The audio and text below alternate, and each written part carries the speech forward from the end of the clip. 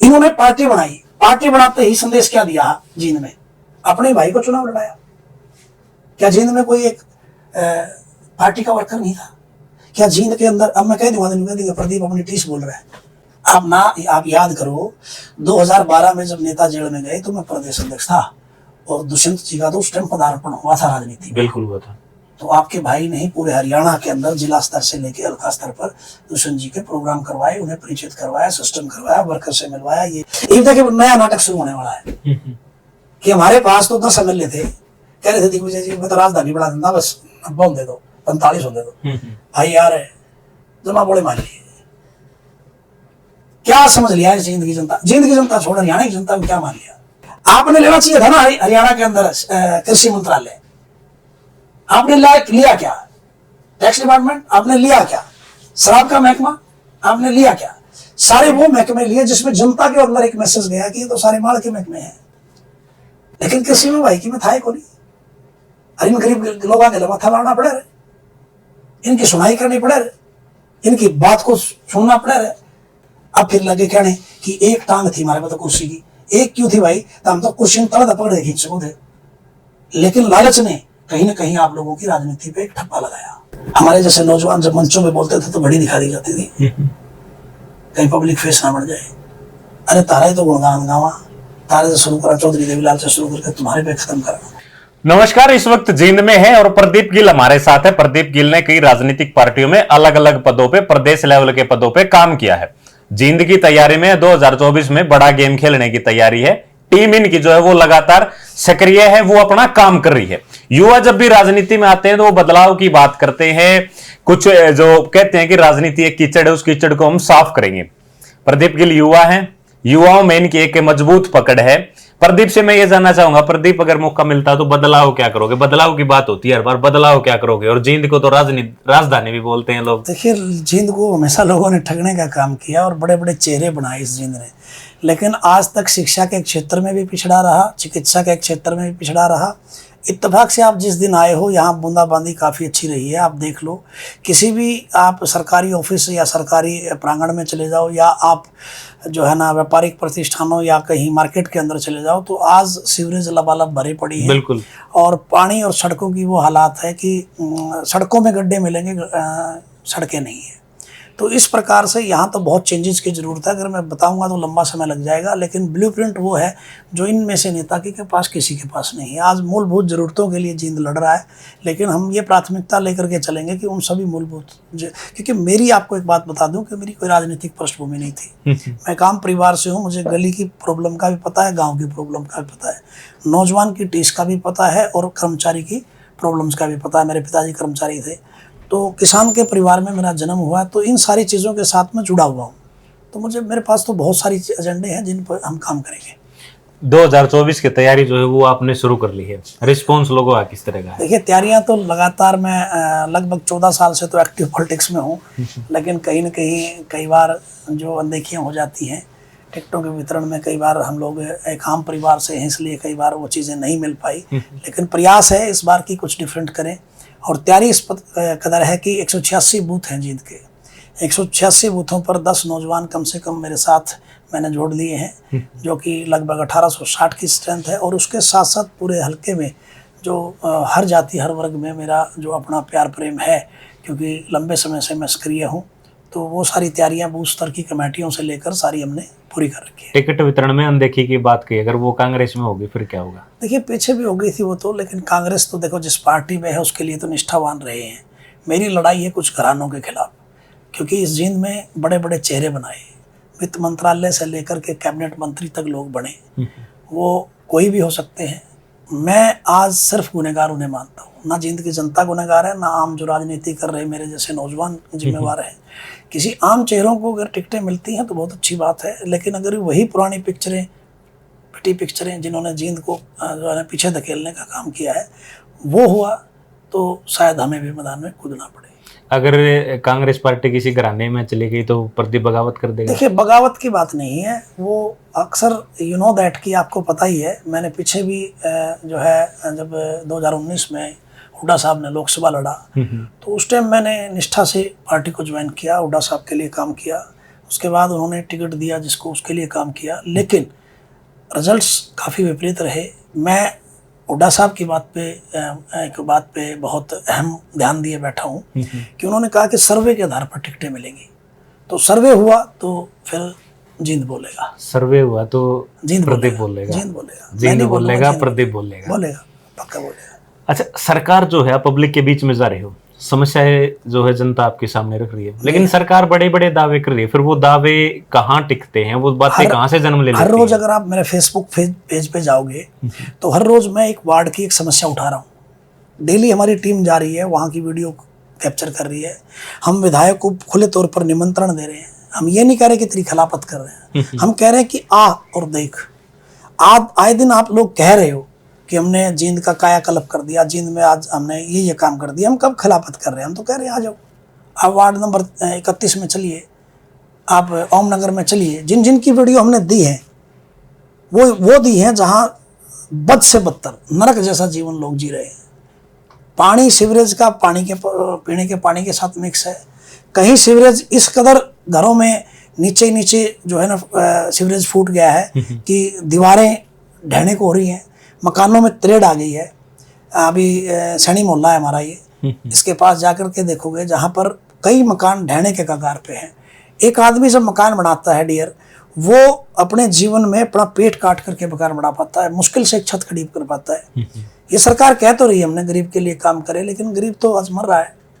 ये चीज़ें देख रहे हैं हम लोगों ने। हम देखिए, हम पढ़े लिखे लोग हैं, हम लोग यूँ नहीं कि वैसे ही कोई बात आकर के आपके टीवी चैनल पे बोल दी। तथ्यों के आधार पर हम बात कर रहे हैं। जींद की किसी गली में चले जाओ, किसी गांव में चले जाओ, किसी इलाके में चले जाओ, जींद आज जो है सबसे पिछड़ा जिला है। जो 1966 में 7 जिले बने थे, उसका सबसे पिछड़ा जिला अगर कोई है तो वो जींद है। उसके लिए जिम्मेवार कौन होगा? यही लोग हैं जो यहाँ से मंत्री मंत्रालय लेकर के बैठे। बड़े बड़े चेहरे बने इस जींद में।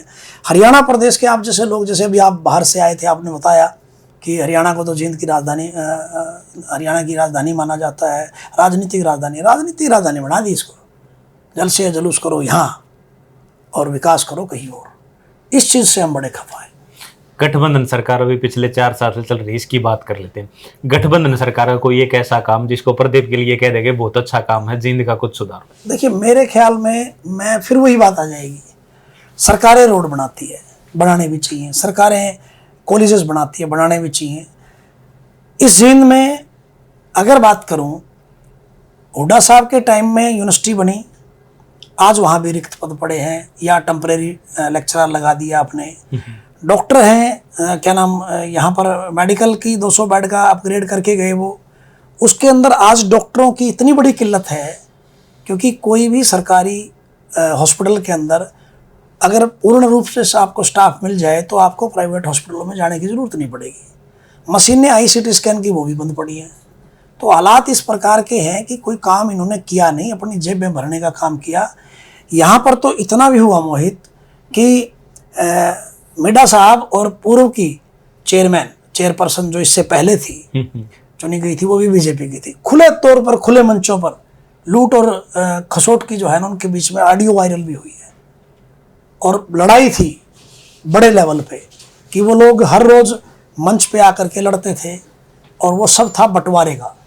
इस जींद में आप आए हैं वार्ड में, यहाँ बाहर जाकर के देखोगे तो मेरे घर के बाहर ये सेक्टर है, यहाँ पर भी ब्लॉक लगा करके इसे क्या बढ़ा दिया। सबसे बड़ा रेवेन्यू कोई देता है तो ये लोग देते हैं, लेकिन उसके बावजूद भी आज इसके अंदर ब्लॉक्स लगा करके गलियों को खराब कर देने का काम किया सर। आपने स्वास्थ्य सुविधाओं का नाम लिया, मशीनों का जिक्र किया और कर्मचारियों का जिक्र किया। सरकार तो कह रही है हमने गरीब आदमी को आयुष्मान कार्ड दे दिया, सबको फ्री इलाज करवा रहे हैं। सर मैं क्या करूं, हंसूं इस बात पे। गरीब को गरीबी की रेखा से नीचे ले जाने का काम इस सरकार ने किया। जो आदमी मीडियोकर लाइफ जी रहा था कोरोना जैसी महामारी के बाद, उसकी हालत क्या है आप एक बार पता तो करो। मोहित भाई, आप हमारे जैसे नौजवान युवा नेताओं के पास तो आ गए। मैं चाहता हूं कि आप जैसे पत्रकार एक बार किसी कर्मचारी के पास जाएं। आप एक बार मैं इत्तेफाक से मेरे साथ कोई बैठे थे आपके PGI के हेल्थ डिपार्टमेंट के कोई कर्मचारी, उन्होंने बताया कि पिछले 2-3 महीने से सैलरी नहीं मिली।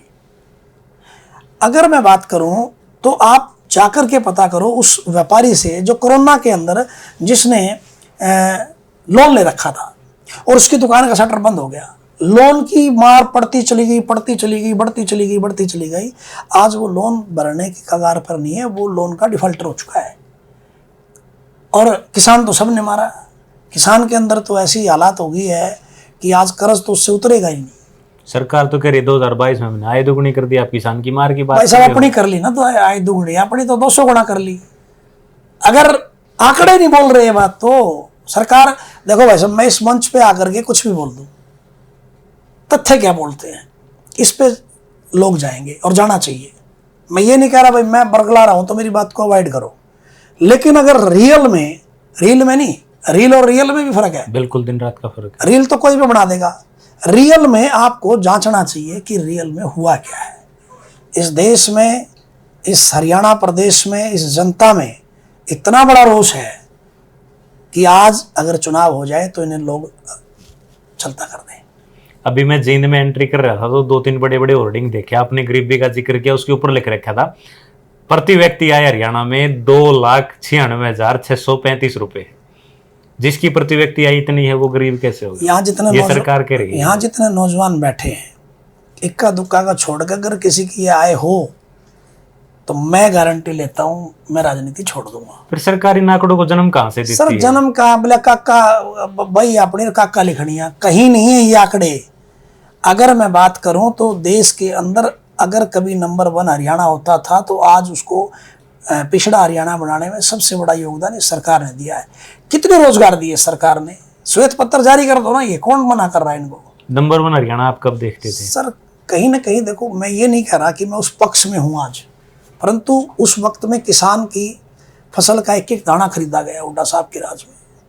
हुड्डा साहब के राज में किसान सड़कों पर नहीं उतरा, उनके बहुत सारे जो चीज़ें जैसे खाद बीज सस्ता किया गया, या मैं कहूँ तो किसान को उचित मूल्य दे करके उसे जो है ना उसका पेट को भरा गया। गरीबों के गुलाबी पीले कार्ड नहीं काटे उस सरकार ने, उल्टे बल के 100 गज के प्लाट दिए सरकार ने, वो भी नहीं दिए, और काटे भी गुलाबी पीले कार्ड। इस सरकार ने नौजवानों को बेरोजगारी भत्ता देने की बात करी, वो नहीं दिया।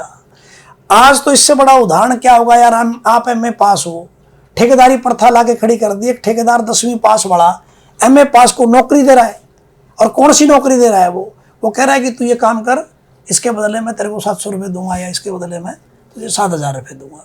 व्हाट द हेल, किस प्रकार की सरकार की बात। हाँ, मैं ये बात बिल्कुल कह रहा हूँ कि मोदी जी के बनने पर हमारे जैसे नौजवानों ने ये सोचा था कि ये चाय बेचने वाला या एक आम परिवार से आदमी आया है और शायद पीड़ा को समझेगा, लेकिन भाई साहब सूट बदलने से फुर्सत नहीं मिलती, ब्रांडिंग कराने से फुर्सत नहीं मिलती। प्रदीप गिल ने हुड्डा सरकार का जिक्र किया, वहां इस तरह की सुविधा थी। जिस दौरान हुड्डा सरकार थी उस दौरान प्रदीप गिल लोकदल पार्टी में थे, युवाओं की कमान थी प्रदीप गिल के पास। जी। आप लोग उस टाइम भी हुड्डा साहब के खिलाफ प्रदर्शन तो करते थे? बिल्कुल करते थे। जो चीज आज है वो भी बोलूंगा।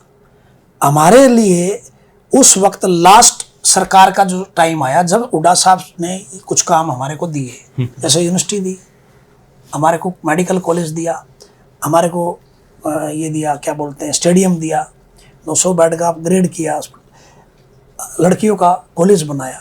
जो चीज करी उसके लिए अप्रिसिएशन है। उससे पहले का जो पड़ाव था, पहले की जो गवर्नमेंट थी उसमें नहीं हुए। दूसरे पड़ाव में जब हुड्डा साहब ने ये देखा कि यहाँ के मंत्री, मैं जब मिला था, जब भी मैंने ये बात रखी थी, तो हुड्डा साहब ने कहा कि यहाँ पर वित्त मंत्रालय भी था, यहाँ पर शिक्षा मंत्रालय भी था, परिवहन मंत्रालय भी था, सब थे। कहीं ना कहीं कांग्रेस पार्टी या बड़ी पार्टी, अगर आज बीजेपी पार्टी भी कोई अम्बाड़ा में प्रोग्राम करेगी या अम्बाड़ा में कोई ग्रांट देगी तो सबसे पहले विज साहब का ही उसमें अग्रणी रहेंगे। बिल्कुल। तो यहाँ पर भी जो बड़े चेहरे थे, चौधरी वीरेंद्र सिंह जी थे और थे बड़े बड़े चेहरे, उनका कहीं ना कहीं दायित्व था। वो तो कहते भी थे कि चाबी वीरेंद्र सिंह जी के हाथ में, वित्त मंत्रालय की थी भी भाई, खजाने की चाबी वीरेंद्र सिंह क्या था। फिर जींद इतना पिछड़ा जब लास्ट में हुड्डा साहब ने ये देखा कि जींद सबसे पीछे रह गया, तो तब उन्होंने स्वयं आगे आकर के ये सारी घोषणाएं करी, चीजें करी। उसके लिए अप्रिसिएशन भी है।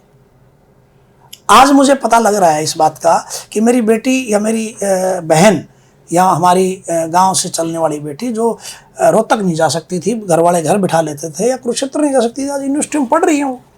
हमारे लिए तो देखो बहुत बढ़िया हुई है। मैं कांग्रेस में ना भी होता तो ये शब्द तो मुझे बोलना ही था। या कांग्रेस में होना ना होना अलग चीज सर, है। मैं आज कह रहा हूं कि आज पीजीआई जैसा हॉस्पिटल बीजेपी ने दिया है ना, अच्छी बात है, उसको अच्छे से दो, चलाओ, उसमें डॉक्टर बिठाओ, हम अप्रिसिएशन करेंगे ना। हम कब कह रहे हैं कि सरकारों का दायित्व क्या है? काम करना।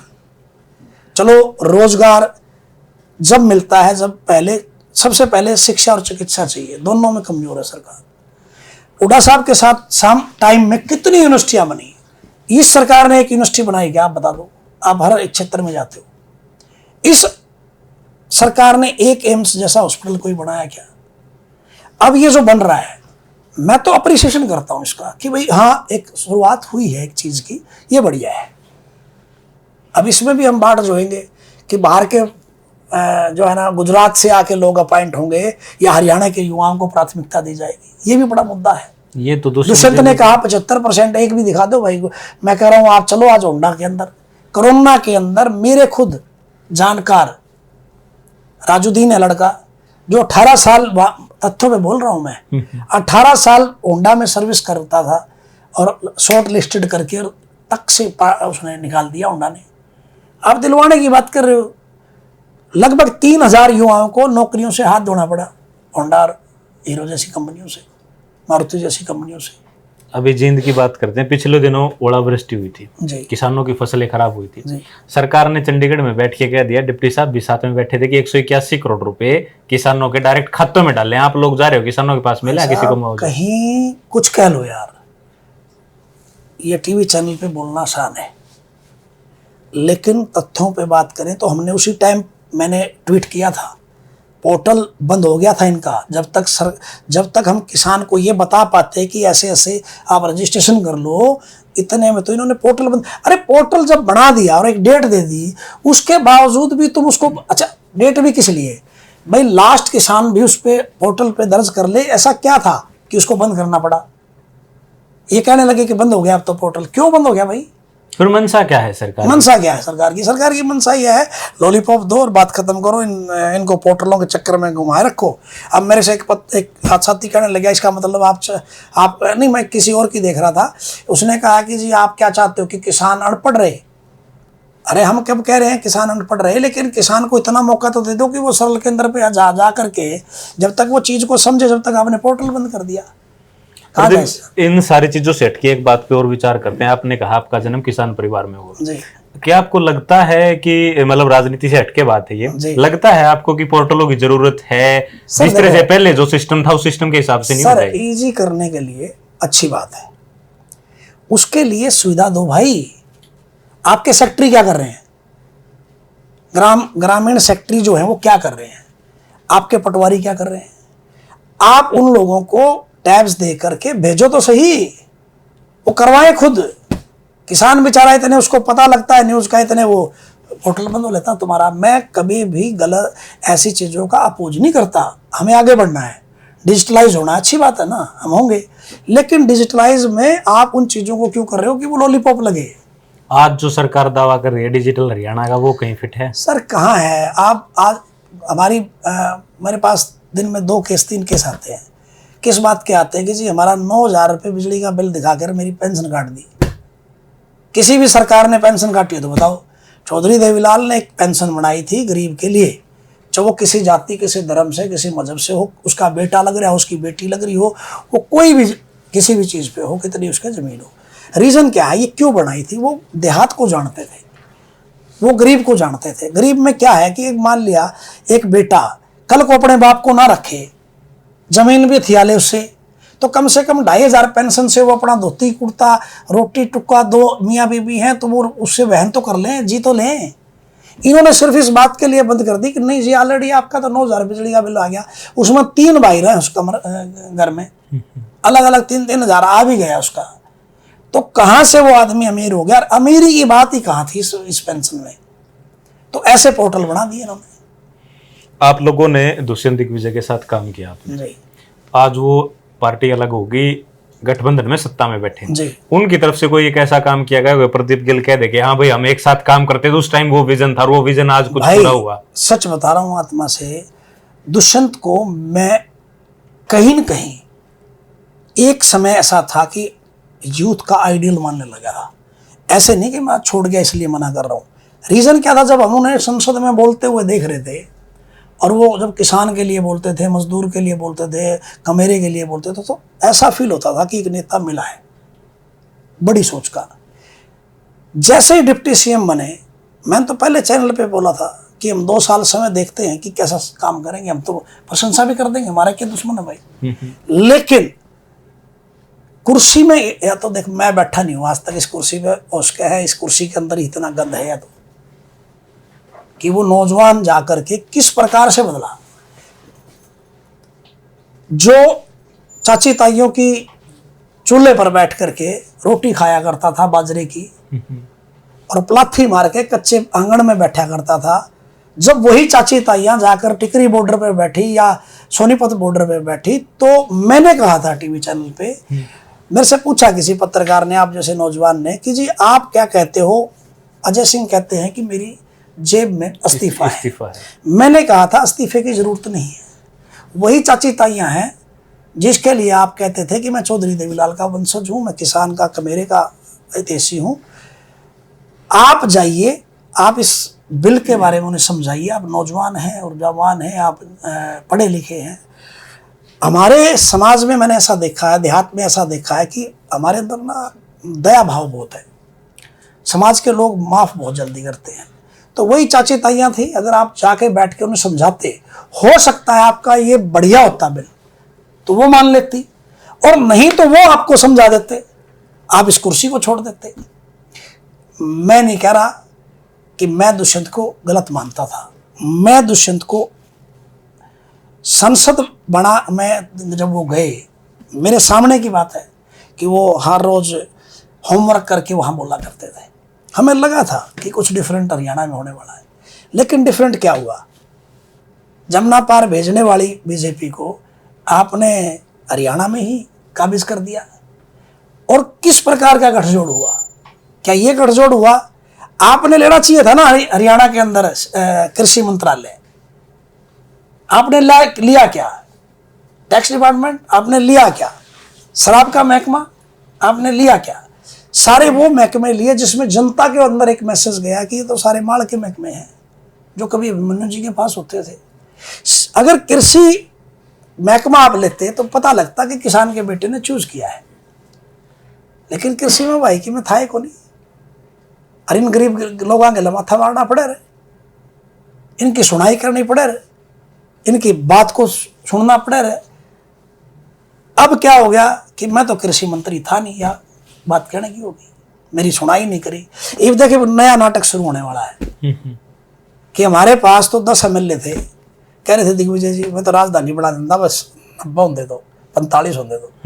भाई यार जमा बोले मान लिए, क्या समझ लिया इस जिंदगी जनता छोड़ हरियाणा की जनता को क्या मान लिया। चंडीगढ़ की राजधानी हरियाणा प्रदेश ने लड़ के ली है। आज आप कह रहे हो मैं यहाँ राजधानी बना दूंगा, क्यों बेवकूफ बना रहे हो यार लोगों को। न्यू को नाम डेवलपमेंट कराएंगे, हम काम करेंगे, मतलब कितना बेवकूफ समझते हैं आज के नेता लोगों को। मैं तो इस बात से कई बार हमें घिन होती है कि हम राजनीति में हैं तो क्यों हैं, या तो हम गलत हैं या ये सारा ही कीचड़ है, क्या करें। अब जिस तरह से आपने दुष्यंत का जिक्र किया कि एक टाइम आप उनको आइडल मानने लगे थे संसद के दौरान, अब बहुत सारे जिंदगी के लोग हैं वो प्रदीप गिल को मान रहे कि हो सकता है प्रदीप गिल 2024 में उस कुर्सी पे बैठेगा और प्रदीप गिल कुछ करेगा। मैं तो कहा वो चीजें बदल नहीं जाएंगी क्या? मैं तो कह रहा हूं कि या तो ये कुर्सी गंदी है, कि अगर ऐसा हो रहा है क्या, देखो मैं तो एक स्वाभिमानी व्यक्ति हूं, मैंने भरी थाली को ठोकर मार सकता हूं मैं, बट स्वाभिमान के साथ मैंने खिलवाड़ नहीं होने दिया। और कभी करी है तो एथिक्स की राजनीति की है। कोई हरियाणा प्रदेश में अध्यक्ष होने के नाते भी मैंने कभी ये नहीं सोचा मैं बहुत बड़ा प्रधान हूँ, मैंने लोगों से जुड़ाव का काम किया। आज मैं मास्टर का बेटा हूँ, मैंने बहुत ज़्यादा मेहनत की है, लेकिन मेरे को पता है कि लोगों की राजनीतिक सोच क्या है। मैं उसको बदलने की कोशिश कर रहा हूं। मैं ये नहीं कह रहा कि आई एम द बेस्ट, मैं कह रहा हूं जो बेस्ट है उससे चुनो। लेकिन ये जो घरानों दर घरानों घराना दर घराने की जो राजनीति है, जिसको सबसे पहले दुष्यंत जी ने यहीं करके दिखाया, आइडियल तो वो वहीं नहीं रहे यूथ के। जब पहली बार पार्टी मिली, चौधरी देवीलाल तो पता क्या होते थे? चौधरी देवीलाल तो भाई साहब ऐसे आदमी को टिकट दे देते थे जिसका कोई वजूद नहीं होता था।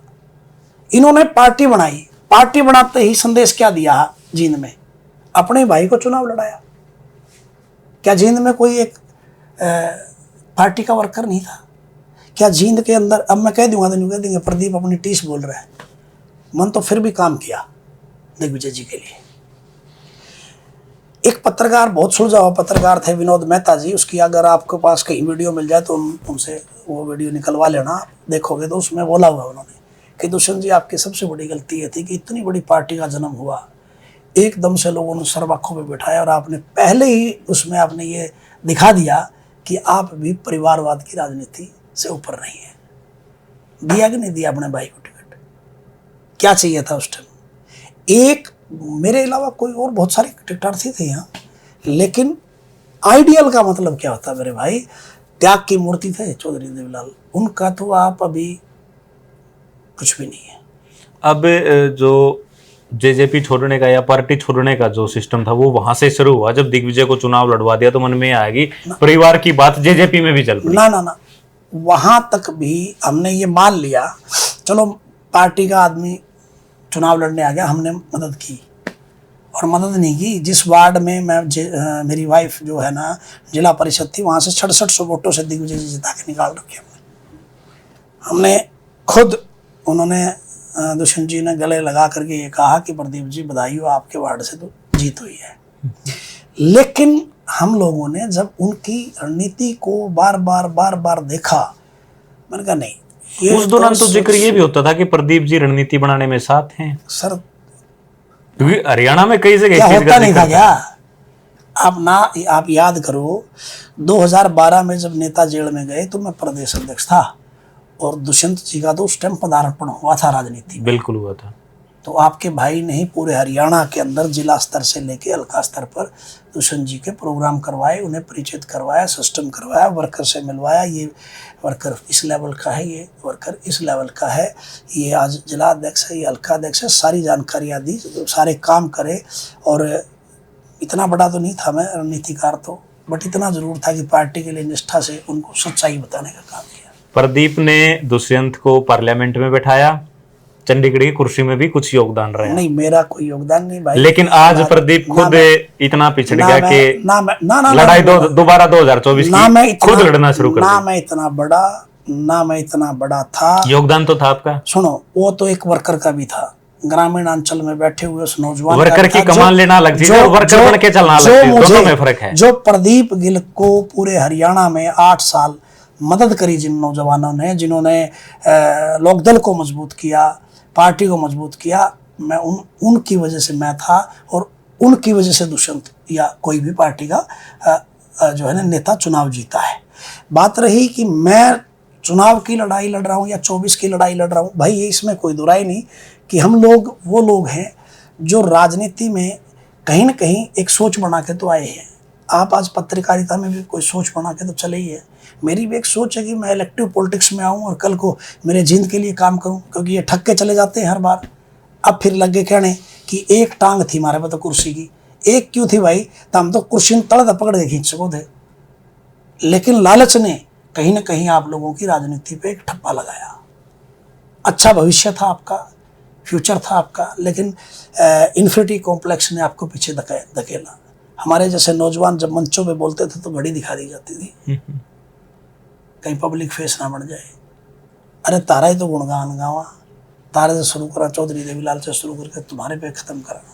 तो ये जो भावनाओं से बढ़ी हुई ओत-प्रोत राजनीति है, अगर ये कभी दूर हुई तो अच्छे नौजवानों को आगे मौका मिलेगा, नहीं तो भूल जाओ इस बात को। यही चेहरे, यही पुराने डर्रे इस राजनीति को इसी प्रकार चलाएंगे।